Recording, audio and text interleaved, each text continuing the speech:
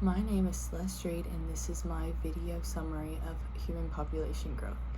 Humans' population growth is the largest of any animal that has ever lived in Earth history ever.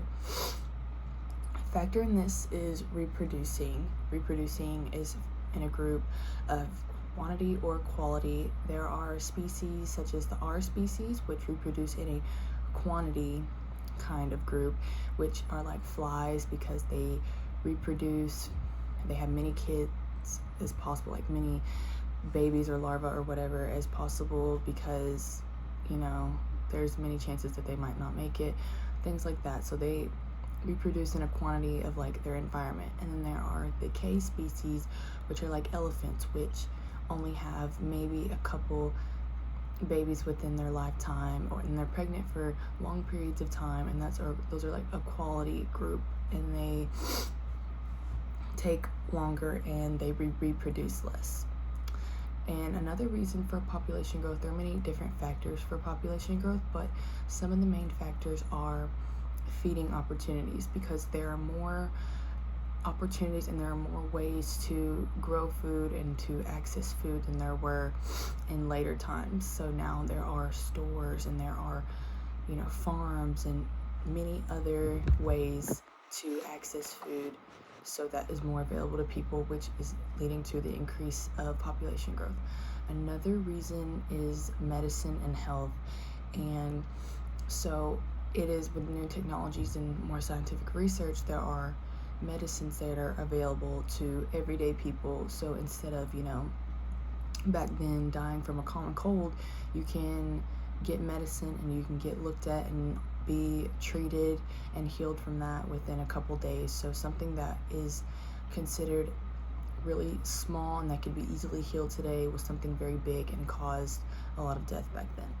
Another factor is cleanliness. Cleanliness is a big factor in hygiene, and it is it's very used today. Back then, people did not keep up with their hygiene very well, and that did not keep people very healthy and often led to sickness and things like that. So the increase in cleanliness is also the increase in health, and that helps people today. Another factor is new technology leading to homes, because back then people lived in deserts and they lived in forests, and those were very harsh environments to live in. But now people can build homes that are sustainable and that are comfortable to live in across these environments. So it helps them live easier and live longer lives and things like that. Scientists conducted an experiment to find out the carrying capacity that could potentially be the number that Earth could hold of people. From 1700s, there was 500 million people, and today there are 7 billion. Scientists estimated a number around 10 to 15 billion, but no one's really sure what that number could be, and we don't know when human population could reach that number. Scientists aren't really sure, and it's still a gray area that still needs to be researched upon.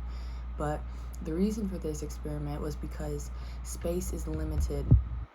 The more people that are living on Earth at one time, the less space that there is for everyone else, and the less space for everyone else, there's less space for animals and for trees and plants and the environment and things like that. So the more people there are on Earth, there are less space and less opportunities for everything else.